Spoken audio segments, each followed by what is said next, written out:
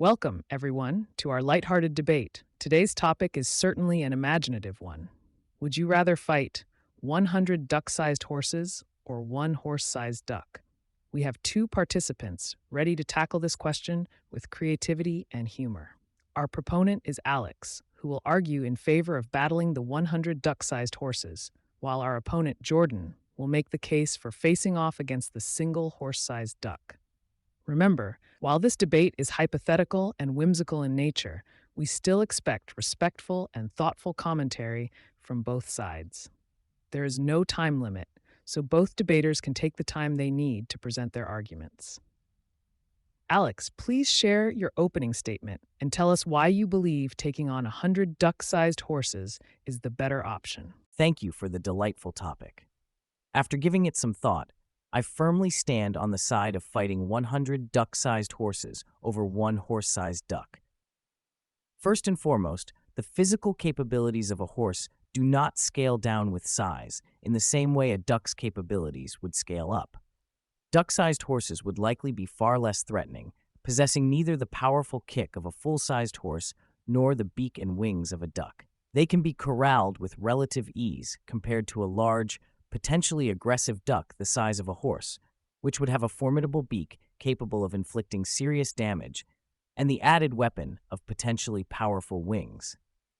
In addition, the smaller creatures could be managed using standard duck herding techniques, or even simple items like nets, which would not be practical for restraining a creature the size of a horse-sized duck.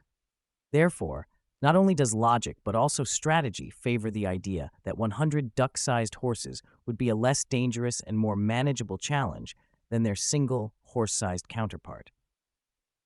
I appreciate the opportunity to join this whimsical debate. While Alex raises interesting points, I would argue that facing a single horse-sized duck is by far the more advantageous situation. First, dealing with 100 creatures of any sort presents a logistical nightmare. They could scatter, attack from multiple directions, and require significant attention to manage. Just think of the old saying, herd cats. Now replace those cats with 100 tiny horses who may not be particularly coordinated, but would certainly be unpredictable and relentless by virtue of their numbers alone. In contrast, a single horse-sized duck narrows down the conflict to a one-on-one engagement, allowing for focused strategy and avoiding the chaos of a multi-front battle. Secondly, the biological and behavioral characteristics of a scaled-up duck would provide windows of opportunity. Ducks, as birds, have hollow bones to enable flight. This characteristic could mean that a horse-sized duck isn't as robust as it appears, potentially giving an advantage to a strategic opponent. The sheer size could also slow the duck down, making it less maneuverable. Thus, the risks of engaging with a large-scale duck could be mitigated with careful planning and the right equipment. Let's not underestimate the psychological aspect either.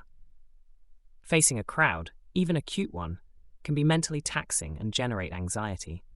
One large opponent allows mental resources to be concentrated and morale to be maintained. Plus, honestly, it's easier to feel empathy towards one big misguided duck than towards a swarm of miniature horses out for your ankles.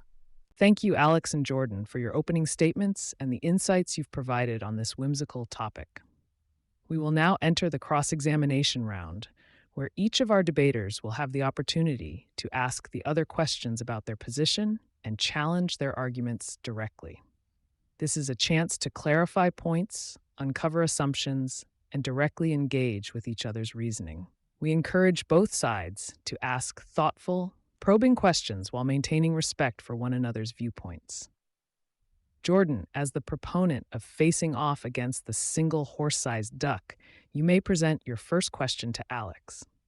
I'd like to press on a key point you made, Alex. You mentioned using standard duck herding techniques to manage 100 duck-sized horses. However, horses, even miniature ones, have a fundamentally different psychology and herd behavior compared to ducks. Could you elaborate on how you would adapt these techniques, given that horses are prey animals with strong flight instincts and might not respond to herding in the same manner as ducks? That's an excellent point, Jordan, and I'm glad you've brought it up.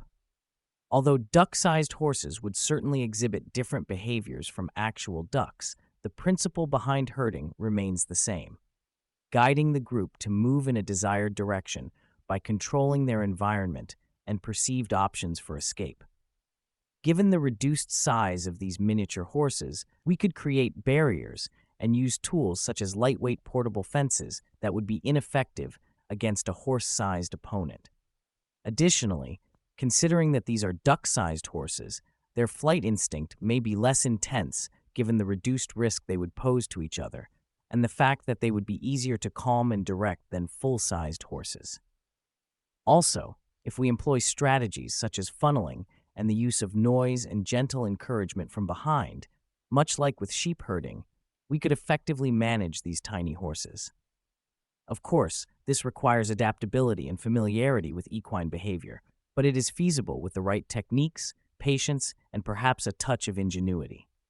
Ultimately, the manageable size of these creatures is a crucial advantage that allows for the application of a variety of established animal control strategies with suitable modifications.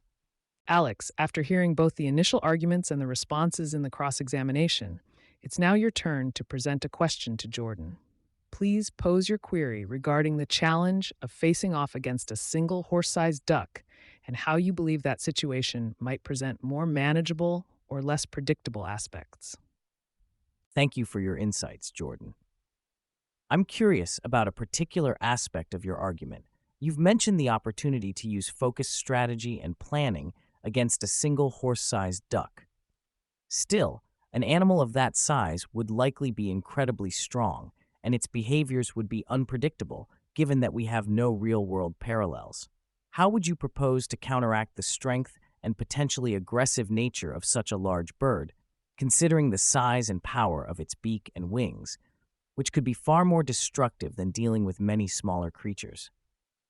Alex, you raise a valid concern about the formidable size and potential strength of a horse-sized duck. It's important to consider that while the duck's beak and wings could indeed be powerful, these are also vulnerabilities. The beak, for example, while it could deliver a strong bite, is also a clear and solitary target, unlike having to face multiple threats from all directions. Utilizing tools like shields or armor could protect against the beak and wing flaps effectively. Moreover, engaging the duck's attention head-on would prevent any surprise attacks, and with adequate protective gear, one could withstand initial assaults while assessing the duck's behavior and formulating an appropriate counter-strategy.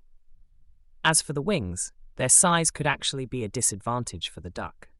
If it attempted to use them aggressively, they would likely be slow to recover, providing an opportunity to close in. Imagine a large sail catching the wind, a force to reckon with, yet cumbersome and predictable with proper observation. With regards to strength, preparation is key. Understanding the mechanics of the duck's movements would allow anticipation of attacks. Also, using the environment to one's advantage, such as maneuvering the duck into a less favorable position or even using its weight against it as one might in judo, could tip the scales. The emphasis here is on strategy, agility, and patience over brute force. Frankly, the singularity of the task simplifies the variables involved and allows a human's top asset, our problem-solving intelligence, to take center stage in the confrontation.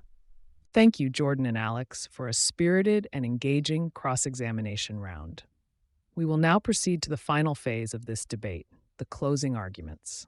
This is an opportunity for both debaters to encapsulate their positions, reiterate key points, and leave a lasting impression on the audience regarding their chosen stance. Jordan, as the proponent of taking on the single horse-sized duck, you will have the chance to present your final thoughts first. Please proceed with your closing statement, and remember to summarize the core of your argument succinctly.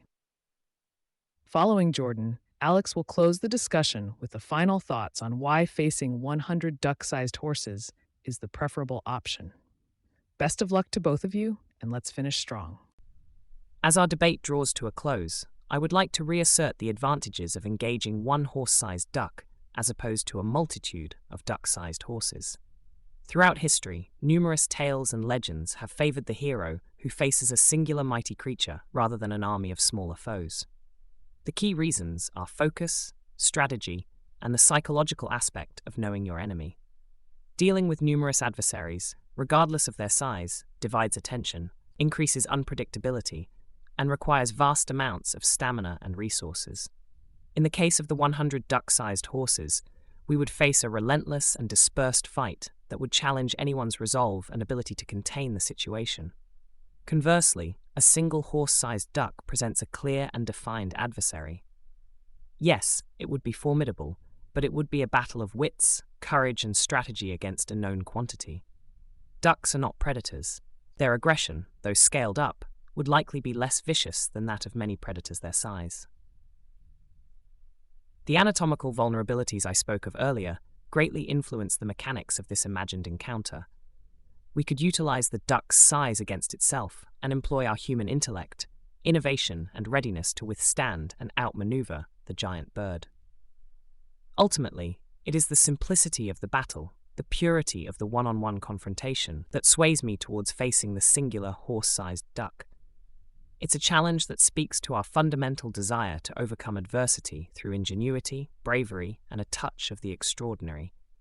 In this whimsical scenario, give me the chance to outsmart one large problem, rather than chase down 100 small ones. Thank you. Thank you, Jordan, for a robust dialogue, and to our audience for considering this whimsical yet insightful debate. In closing, I reiterate my position in favor of tackling 100 duck-sized horses over a single horse-sized duck, grounded in the principles of manageability, control, and minimized risk. It's crucial to recognize that while a multitude may seem overwhelming, the control over many small entities is inherently greater than over one large, powerful, and potentially more dangerous adversary. The duck-sized horses, despite their number, lack the size and strength that make a full-sized horse formidable, and it's this reduction in individual threat level that makes the scenario more approachable.